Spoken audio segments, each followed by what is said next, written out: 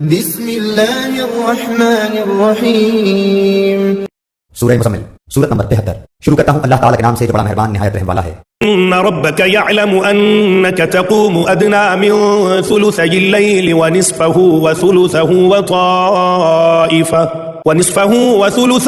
ताइफतुम मिनल्लज़ीन मअक वल्लाहु युक़द्दिरुल लैल वन नहार अलिम अन लन तुहसूहु फताब अलैकुम फ़क़रऊ मा तयस्सर मिनल क़ुरआन अलिम अन सयकूनु मिनकुम मर्ज़ा व आख़रून यज़रिबून फ़िल अर्ज़ि यब्तगून मिन फ़ज़लिल्लाह व आख़रून युक़ातिलून फ़ी सबीलिल्लाहि फ़क़रऊ मा तयस्सर मिन्हु व अक़ीमुस्सलात व आतुज़्ज़कात व अक़रिज़ुल्लाह क़र्ज़न हसना व मा तुक़द्दिमू लिअन्फ़ुसिकुम मिन ख़ैरिन तजिदूहु इन्दल्लाहि हुव ख़ैरन व अअज़म अजरा वस्तग़फ़िरुल्लाह इन्नल्लाह गफ़ूरुर रहीम।